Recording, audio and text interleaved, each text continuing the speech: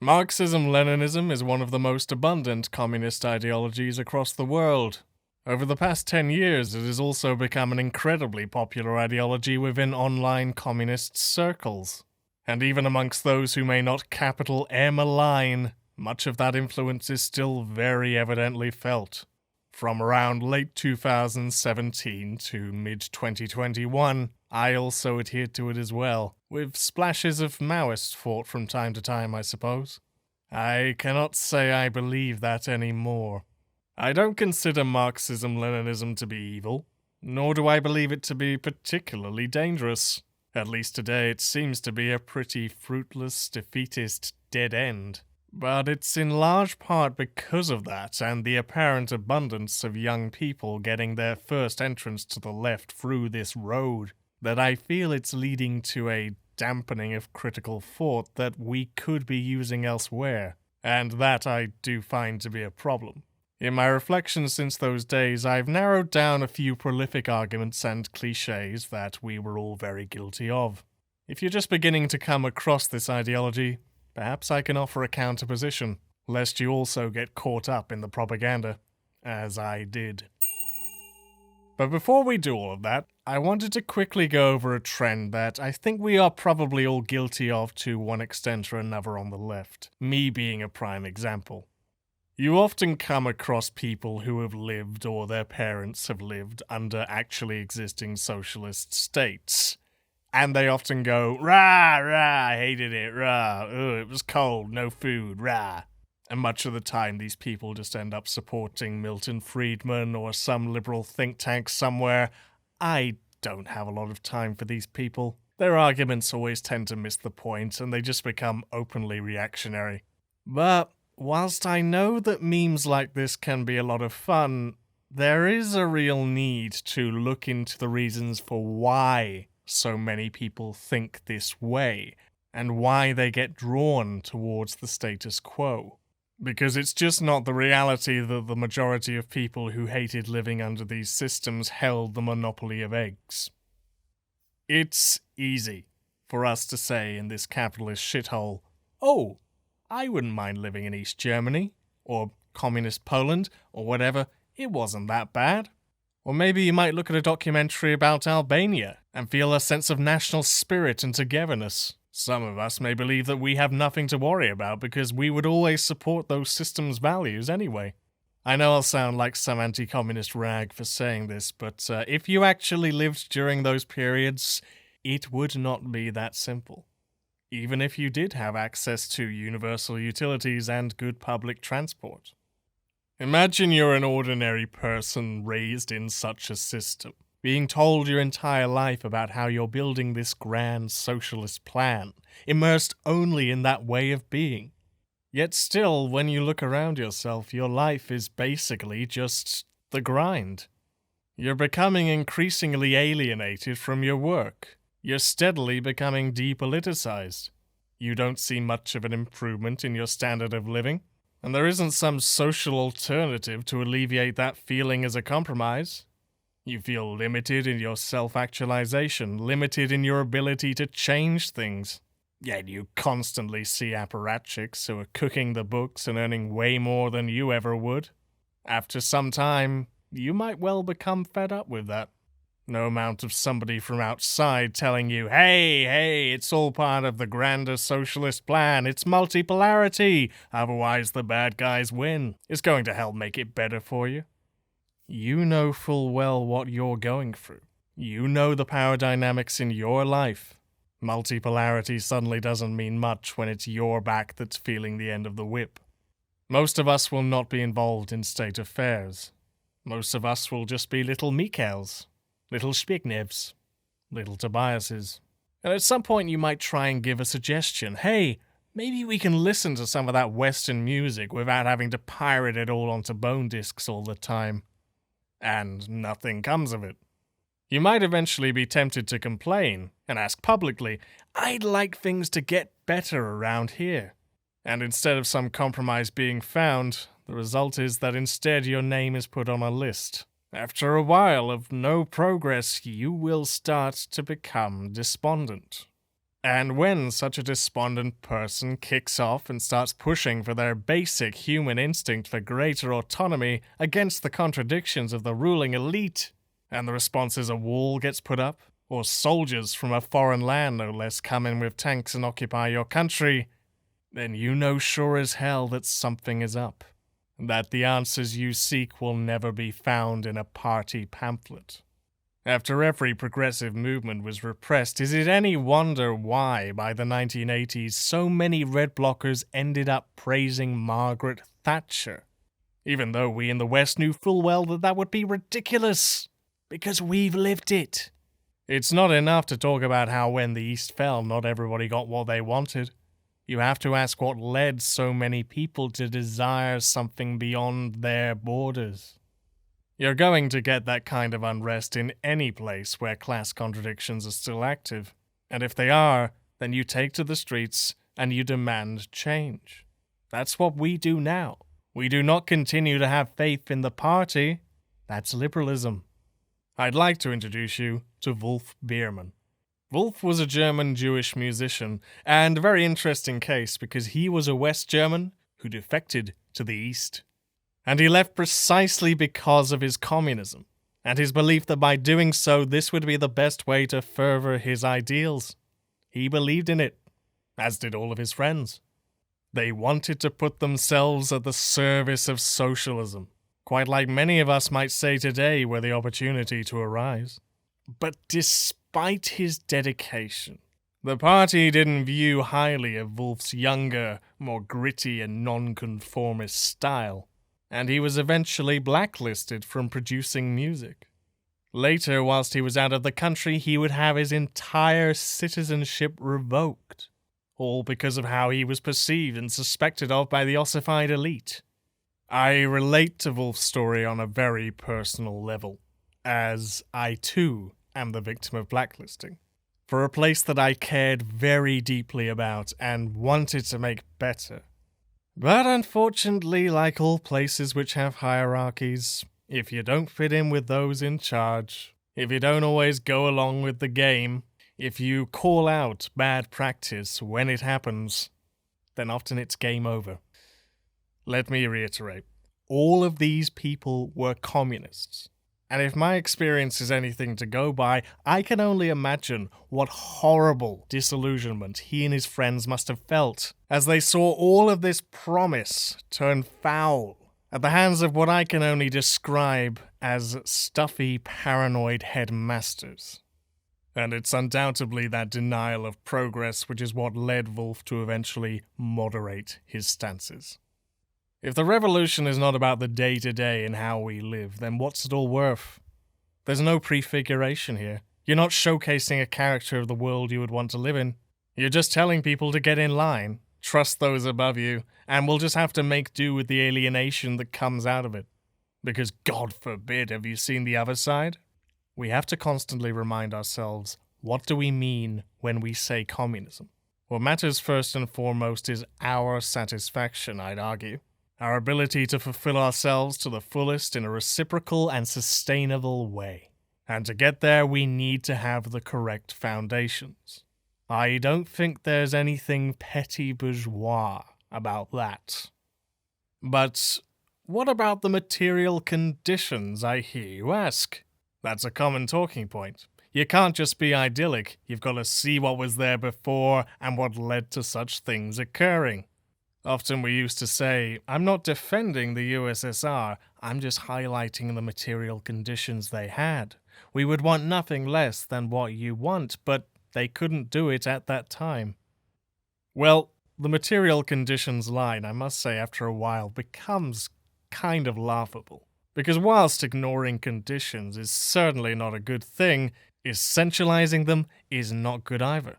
In fact, far from expanding nuance, placing such emphasis on conditions can severely limit our critical thinking. Ideology also plays a role. The actions that you'll take in response to said scenarios is very important. It's the same reason why two different ideologies will come to a very different solution to the same problem. Everybody wants to ignore internal contradictions and just focus on external ones whenever it affects them. Conditions are also not as set in stone as many might presume either. In the essay The Unknown Revolution by Russian anarchist Voline, he asks, what if Germany crushed France in 1914? It would go down in history as an inevitability that, of course, Germany was going to win. Objectively, they had the best army. Yet we all know that France was able to exploit flaws and errors in the general's attack and eventually push them back beyond the Marne.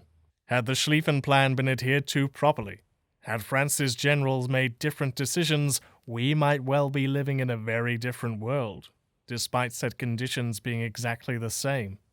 So they're certainly not all constant or objective, are they? To keep within the Marxist terminology, they are also variable. Just like how France showed that their fate was not determined, so too can we see that due to variable factors, they were also possible in Russia. If the Bolsheviks failed, we all would have been looking for excuses as to why this was clearly inevitable. Yet we know that things turned out differently. You never know if something is going to turn out the way you expected. But if there's potential, then perhaps you ought go with what you consider right, not simply presuming that something is predetermined. From this, we tend to give the victors the benefit of the doubt. It's always just assumed that the revolutionaries in power only ever did the best that they could with what they had. Why do we never question whether or not they could have done better? Or were these merely excuses? I refer you back to Kronstadt. There was an attempt made there, it was denied. The workers were striking, a practice, I'll remind you, which is usually agreed upon when it comes to attacking capitalism, despite managers claiming, oh, no, it can't be done. But when they're striking against nominal socialist powers, then suddenly such collective bargaining is wrong, and they must be put down.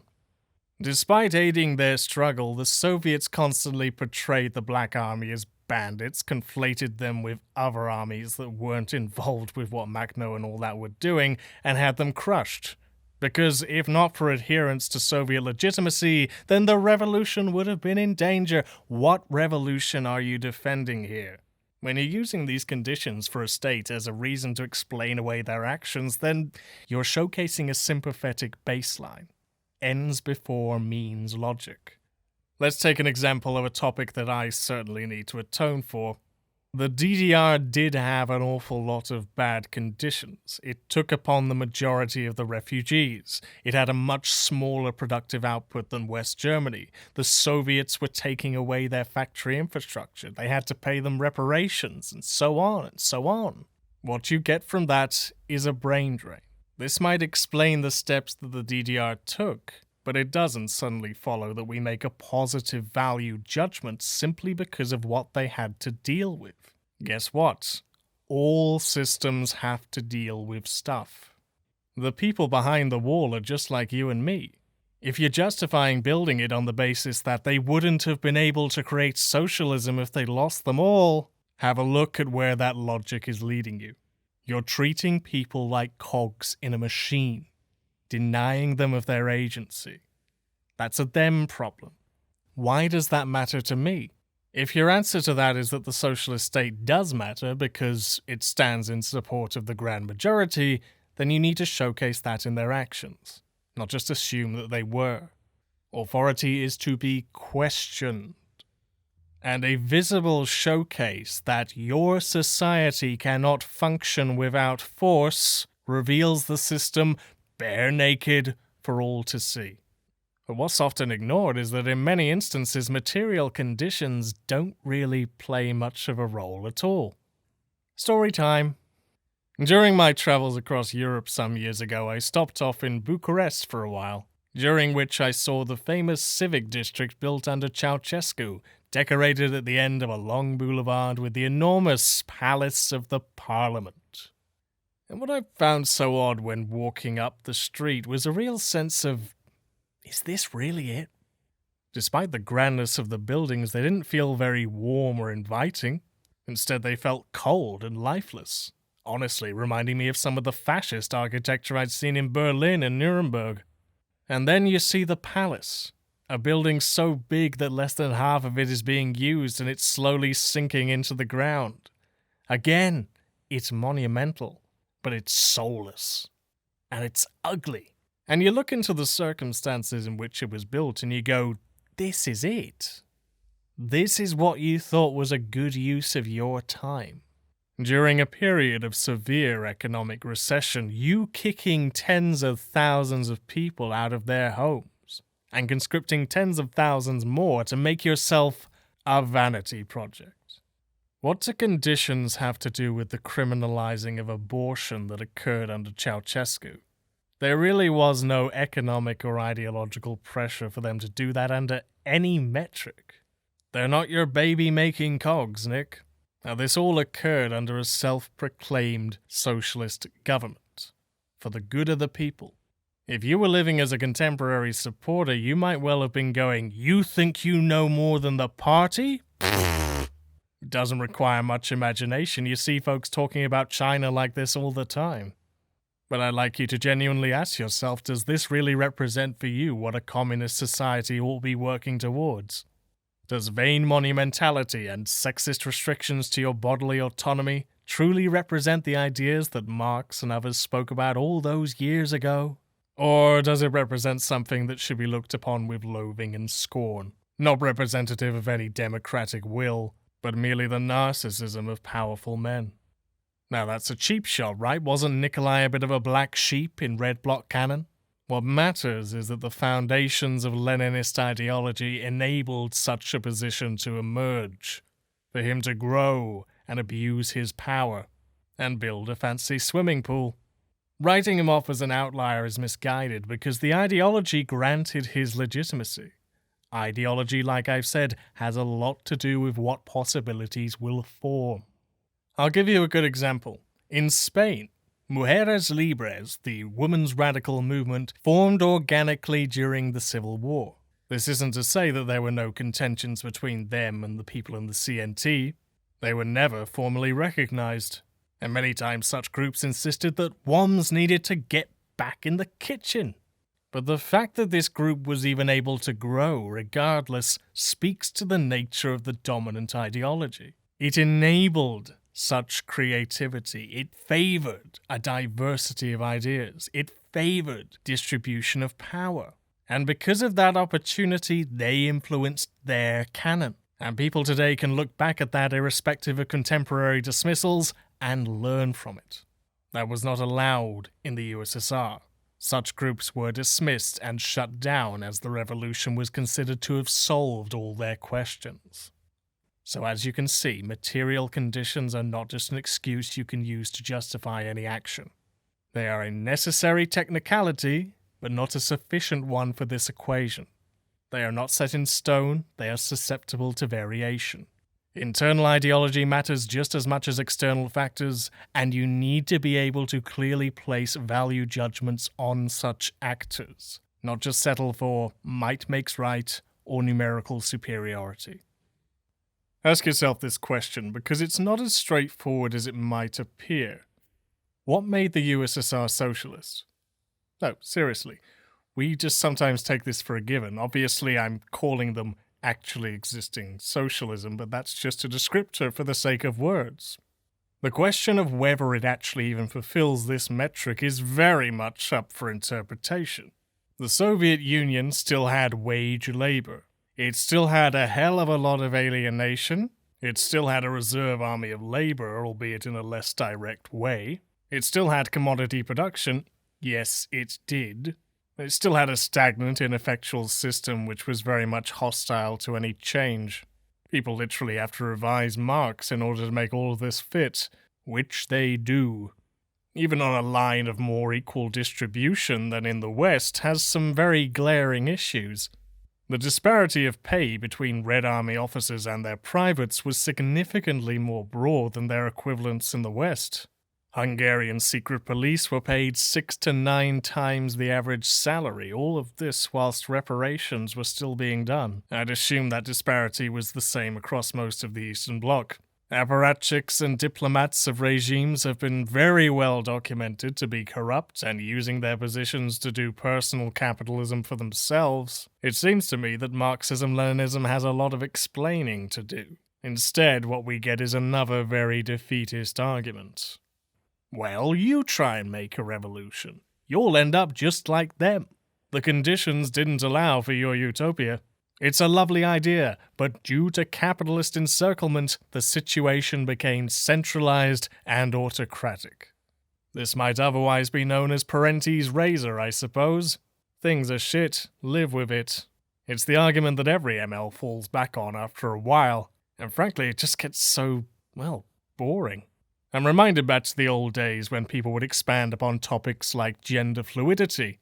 And in response, people would make uninterested claims like, well, if that's true, then I can identify as an attack helicopter.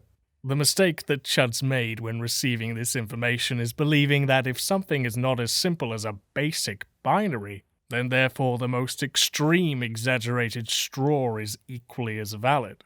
On a similar wavelength then I've noticed, just because revolution isn't as easy as some might believe, doesn't mean that every fault or misstep is permissible. It rests entirely upon how you interpret a successful revolution. Marxist-Leninists will say that thing you wanted couldn't be done due to their conditions, but at the same time, it was still socialism. Somebody else might come along and say that thing you wanted couldn't be done due to their conditions, they couldn't get to socialism, and because of that, it didn't represent existing socialism. Much of this debate just involves talking past one another, but ultimately that's what it boils down to. Do you consider it socialist despite such realities? Or do you dismiss it as not socialist due to the absence of required necessities? I know that people can get annoyed with the common left communist cliché of commodity production ad nauseum, and we can have a debate on that, but fact remains it does rely on a degree of concrete evidence. The former, on the other hand, opens the door for nearly anything to be labelled as socialism, and people will happily bend over backwards to make it so. You see, Margaret Thatcher was actually a socialist. Yeah. Unlike the stuffy Eatonites who ruled the country before her, Maggie came from a salt-of-the-earth background, so she represented the proletariat far more than those guys. Yes, she repressed workers all the time, but they were filthy first-worlders, and, they were also hatching a secret fascist plot to destroy the country. So yeah, they were bad. Maggie was always anti-fascist, proving it in her fighting against the dictatorship of Argentina. Maggie cared deeply about the environment and supported the global south, and she developed the productive forces of the economy which turned it away from dependency. Commodity production, you might ask? Please. Socialism is a process, and as such in the early stages it is unreasonable to believe that the commodity form has to be abolished. You don't understand dialectical materialism. Now, get back to the coalpit until that time comes. Now, obviously that's an exaggeration, but a lot of the pointers I took there were from actual discussions I've had. Defenses like these can be made for anybody as long as you're willing to ignore certain facts and apply different standards. So the result is you end up getting lost in the thick of it all and lose sight of your aims. Michael Parenti and his consequences. It's only natural to try and justify something that we've put a lot of work into. I'm not going to contest hardship or difficulties that might arise, but we ought be trying to get to the world that we want to live in, and be humble and accept that it didn't work if it genuinely did not. Not trying to pass it off as some new recipe, which, as I've stated, Marxist-Leninists have a historic habit of doing. When Soviet students started realizing that Marx's works closely mirrored the reality that they were living in, the authorities started altering the teachings and the very texts themselves to fit their agenda. Side point, when you bring up facts like these, there's always this funny reaction which arises that I've decided to call Schrodinger's revisionist. The response to my highlight here will be determined on whether it happened before or after the death of Stalin.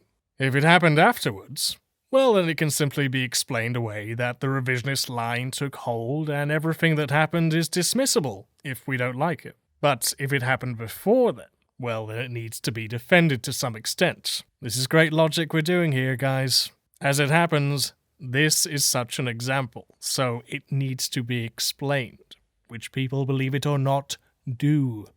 I also see as an aside to this an argument that I used to make myself. But your experiments weren't around long enough, and they weren't wide-scale enough to have to deal with all the things that the USSR and China had to.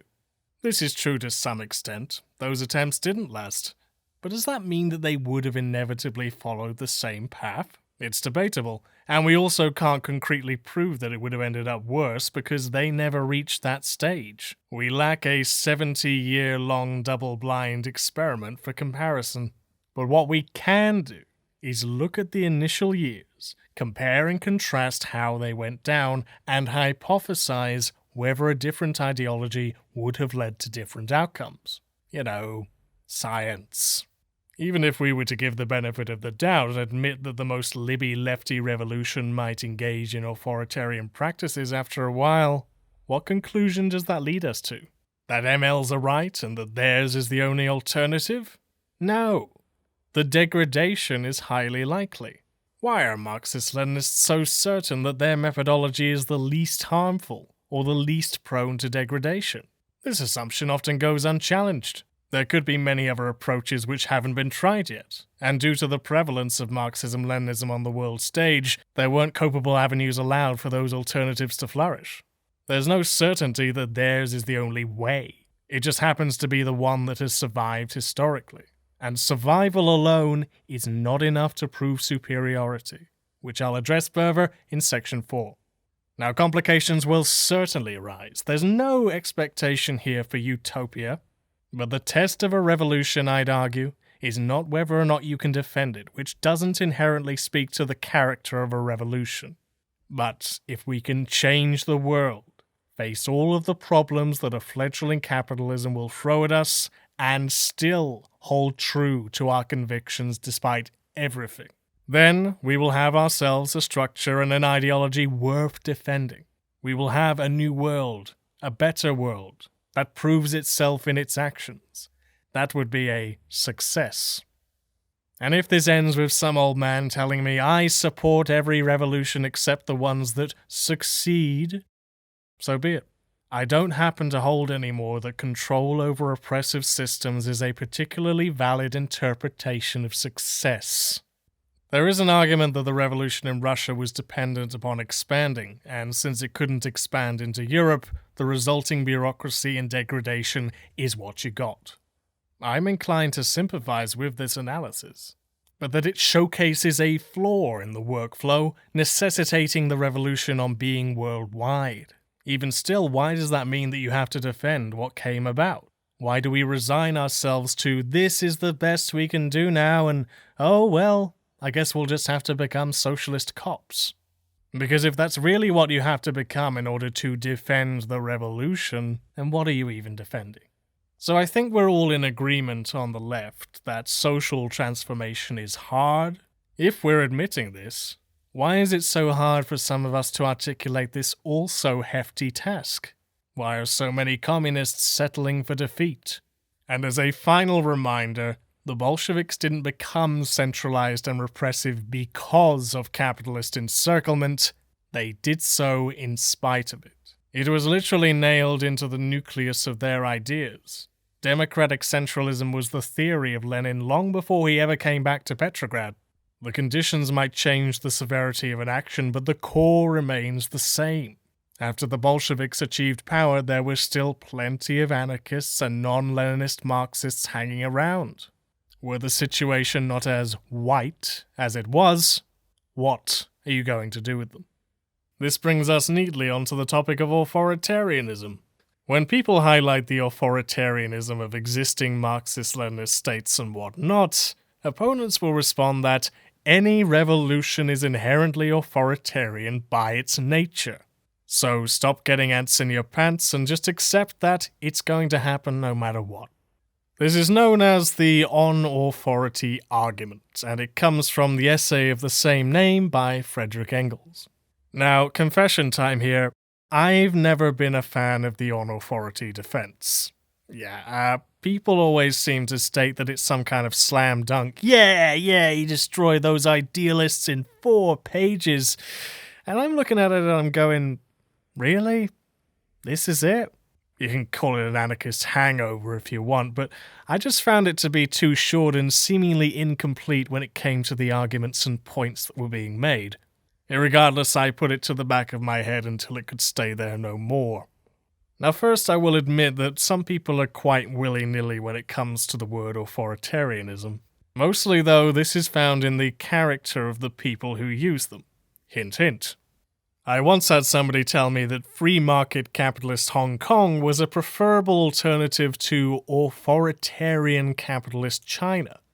Yes, because that tells us absolutely nothing about the nature or hidden complexities of both economies, does it?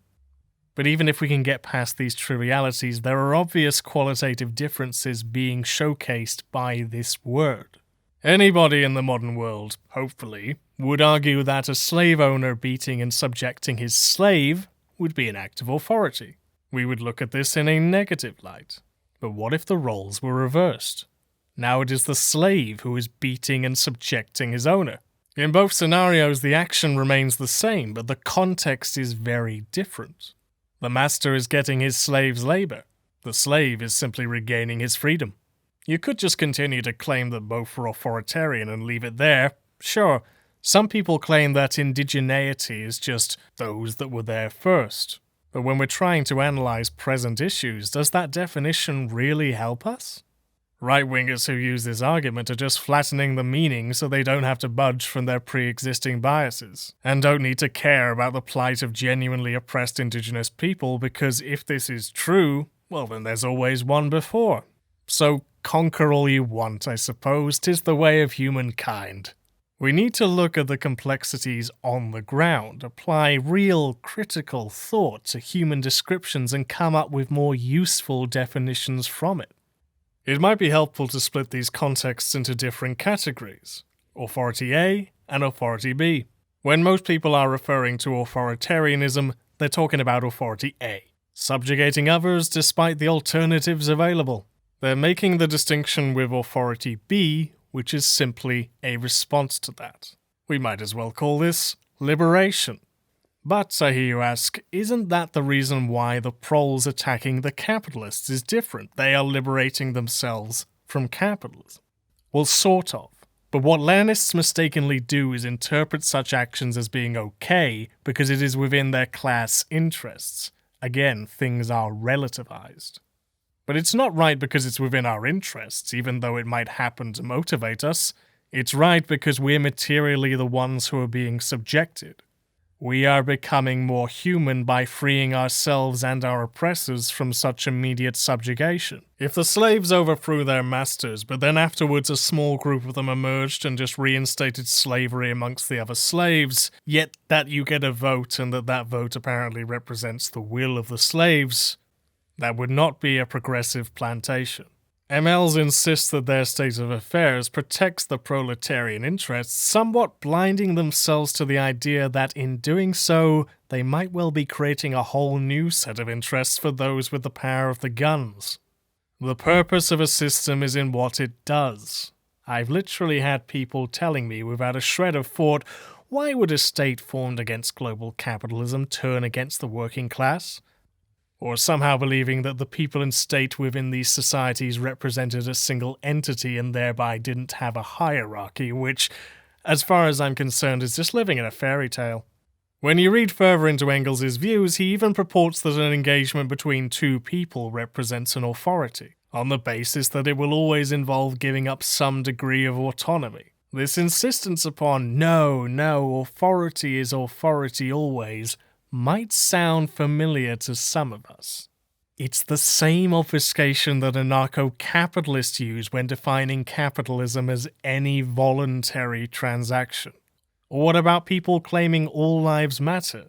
Or anti-feminists pining for egalitarianism? I'd like to think we've moved past those darker days. Please don't put yourself on the level of these guys, please. Now, you might find examples of authoritarianism emanating from, the detractors who say that authority is bad. Okay, that's great. Let's look at that, let's get into the nitty-gritty of it, and see what the on-the-ground reality looked like. And importantly, we'll compare it to what is being offered by your side. Because the claim of, well, what would you do in such and such a situation, how would you get water, how would you defend a revolution, etc., is incredibly limp coming from a side that has already doubled down on it, and whose message is to instate a system of effective wage labor, fall in line, accept the legitimacy of the party, or fuck off. Have some perspective. And talking about perspective, need I state the obvious? Yes, of course Engels is going to obfuscate the definition of authority. He was the heir to a cotton mill, for goodness sake. So if you do find yourself reading on authority, be cautious, approach it with an open mind, and, really question whether you think it checks out. Or are you just telling yourself that because you want something with nice little sound bites that will woo your side? Because if you dare type in the words "on authority response" into Google, you will quickly find a litany of responses made for decades. Take your pick. Marxism-Leninism, like I said, is very popular the world over, especially in the global south. And who are you to dismiss such mass movements that use said ideology? Firstly, let me state the obvious. The abundance of an idea does not make the idea proper. You only need to look at religion or current-day status quo beliefs in order to see that for yourself. The reason for its prevalence is because of the influence of such an ideology. That's it. There's nothing inherently more special about it than that. And to prove my point, in a lot of Latin America, Trotsky was able to spread his influence. Hence, Trotskyism is a lot more popular there than it is in other places in the world. If you're making ice pick jokes then, you're spitting in the face of hundreds of thousands, if not millions, of Trotskyists in the global south. I think you can see why that wouldn't work. I've actually had trots in the past throw around token representation as a sort of in-your-face point, and I'm like, yeah, cool, your ideas are still boring as fuck. I'm sorry, but look, please, trots, do better. In the cases of an example like China, which boasts a 90 million strong communist party, well, we know from past experiments that party membership is a key method of progression in such states. Not necessarily an indication of support, so you can't just point to large numbers there. And for the record, China is capitalist. There's no debate to be had there. Dengists, leave. I would also invite you to the idea that just because a group is communist on paper doesn't mean that they're up to scratch. They might boast large numbers and communist iconography, but they can be highly reformist in practice. In my country, the OG Communist Party of Great Britain just tails alongside unions these days and doesn't do much apart from marches or an occasional pilgrimage to Cuba. Some of the most hard-line ones have just become opportunistic, out-of-touch weirdos. Most communist parties in Europe of any real size are what you might call Euro-communist. And then there's groups like the PSL, a abuser-defending, ambulance-chasing, members-as-wages, out-of-touch, working with the police, cultish populist party of sorts who really do not have the best intentions for those they seek to represent. And if even half of what I just said there was true, you can hopefully see that it's probably not worth your time. But what about the third world? There is the proclivity for MLs to point to some omnipotent global South communist current as emblematic of how their ideology is so much better, even if their Western equivalents are always trash. The biggest Indian Communist Party might seem big and cool, but take a little bit of a closer look and it's far from being desired. They're perfectly fine with endorsing private capital to up their game. I've looked into it and yeah, it's not really giving me much confidence. Can't see that decision going awry anytime soon. They're also in practice electoralists. Some commentators have compared them to social democratic formations. Ultimately, they aren't fighting for any revolution. Not to mention, just like all of their equivalents, they're becoming increasingly ossified and out of touch. When I see this sort of practice, it spells very clearly to me that they've degraded and settled into comfort and conformity, with incentives to remain non-antagonistic. You have other things like the Kerala model and so forth, but I wouldn't say that they're socialist in practice, with most of the economic income being from outsourced service workers in the Middle East. Kerala is decidedly working within the given economic model, so social democracy in other words. Generally speaking, the only groups in the past 35 years who are actually engaging in any kind of principled struggle against the state in the Leninist branch are the Maoists, the very groups that CPIM are opposed to. That doesn't necessarily mean that I think Maoists have the right idea, but I do at least give them some credit for having the guts to grab a rifle instead of a recliner. But getting back to that bit about numbers, let's consider why they're so prevalent. We might do ourselves a service to really take a look at how surviving legacies might affect our current day outlooks. The Bolsheviks took power in a revolution. Most of the work had been done prior to them becoming a bigger thing, but no matter. They took state power in a very large, very resource-rich area, which eventually spanned 15% of the entire world. They would then spread their newfound influence across the globe. Those alternative communist strategies to the Leninist way would be crushed by them or become Bolshevized. Those groups which remained would then have the privilege of their coffers. The Italian Communist Party, for example, was getting bucket loads of money. They could then have a leg up over anybody who remained. In the case of something like Cuba, it was basically realpolitik. They were initially just nationalists with some communists inside of them. But after the US overreacted, they had no choice but to find help from another world power. If you do speak Spanish, I'd recommend listening to this quite revealing interview that Castro did in 1959, where from what I hear, he appears to be very sympathetic towards remaining within the US sphere of influence. They would monopolize the very idea of communism for several generations, and when the West fear-mongered about them, it only solidified their perceived legitimacy in the eyes of Western dissidents.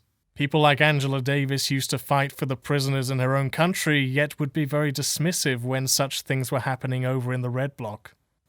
It doesn't matter whether we agree with them or not. That's how it happened. They won a revolution, and the people followed. That legacy is now the legacy that a lot of the capital C communist left takes their influence from. They were able to. They had the army. They had the land. They had the spies. They had the capital. When you're claiming that Marxist-Leninists were the most successful at revolution, what's more accurate is that they were the most successful at dominating and crushing all their opposition. Something, as I've said, is not a very good metric of success. In summary then, Mr. Parenti, survivor bias.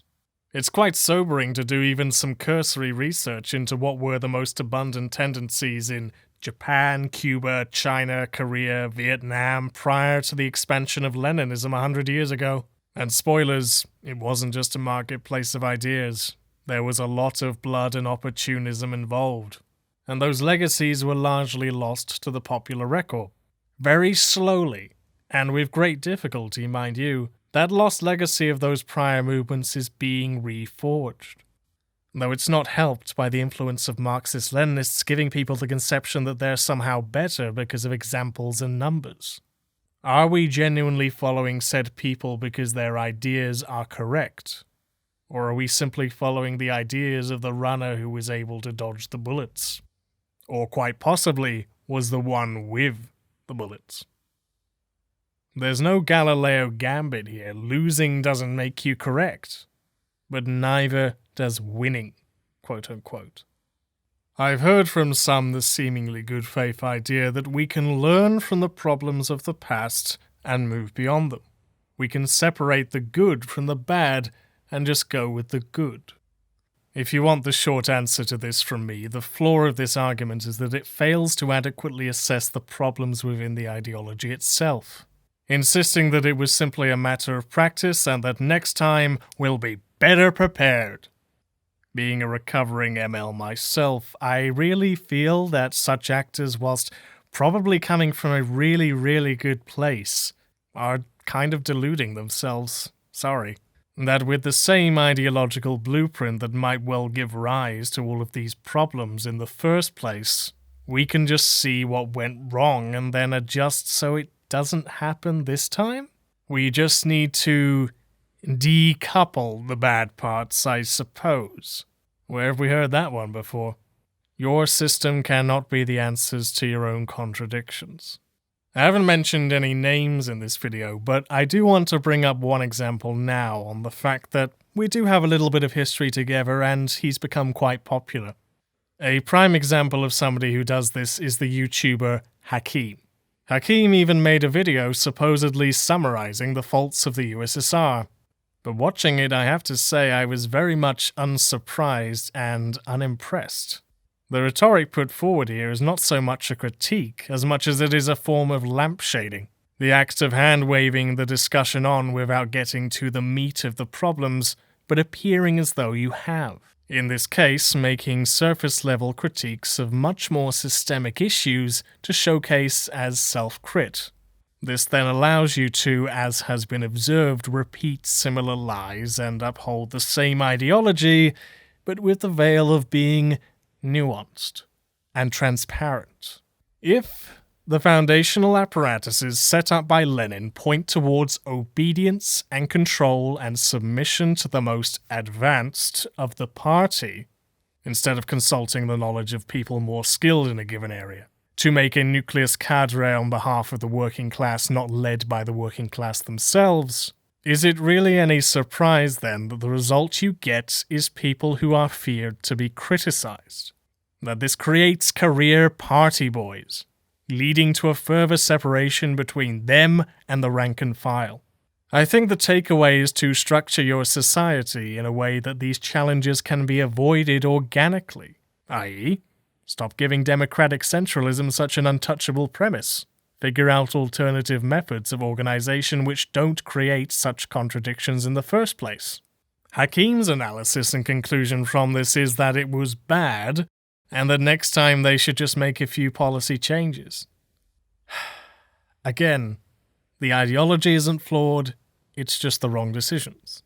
This is not conjecture. If you're just going to make excuses for all of the stuff that happened in the past now, you're just going to keep on making excuses the next time a revolution occurs. It's become apparent to me that this inability to constructively critique yourself, to grow and expand your horizons and so forth, makes Marxism-Leninism an insufficient lens by which to analyze the situation, nor an effective mode by which to solve it. Take a look at this defense of anti-imperialist icons in Hakim's video, What is a Tanky? That topic sounds familiar. Having a critically supportive overview of, for example, Gaddafi isn't based in anti-Americanism, but is based in tangible benefits that administration brought to Libya. Being critically supportive of the Syrian government's attempts at piecing the nation back together after being ravaged by US-backed militias of all ideological stripes doesn't emanate from an anti-Americanism, but from a sober understanding that stability under that government is far more likely, especially when the reason for the massive geopolitical disruption in the region wasn't an organic leftist movement to begin with.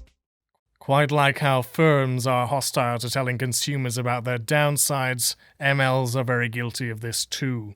You're not going to hear about the situation regarding Gaddafi's involvement in Sankara's death, his invasion of Chad, or the establishment of the Islamic Legion, of whose descendants continue to hound indigenous North Africans to this day. A more well-rounded look certainly doesn't paint him as a character worth looking up to. Probably much more an anti-West Arab nationalist pariah of sorts who did what was politically convenient at the time. Why can none of this be spoken about in addition to the stuff about the Pan-African currency? You won't hear about the Assad government being responsible for the overwhelming majority of civilian casualties during the Civil War, its participation in the Gulf War, its bombing of Palestinians, the fact Palestinians overwhelmingly supported the revolution, and franchise torture on behalf of the CIA against dissidents, but constant praising for a literal hereditary dictator. You'll hear countless times about how there were bombings by the United States against Serbs during the 90s, but active denial and obfuscation when it comes to what the Serb armies were doing. And you'll hear about the US sanctioning North Korea and how the fall of the USSR led to the Great Famine there, but not about how at the same time the government were literally spending billions building and renovating their vanity projects instead of using fractions of that wealth to help feed people. So much for those material conditions. The practice of lying and obfuscating facts is a systemic one within ML milieu. When the Sino-Soviet split occurred, a mole within Sapuza leaked this information to the press. Initially, leadership maintained a line of denial to the rank and file, instead putting blame on those very people for being too privy to capitalist lies. Yet in private, within leadership and compliant membership, the line was truthful. If you are all for criticism, then why are these facts always omitted and never allowed for people who might be interested to learn about and make a well-rounded, nuanced opinion of them?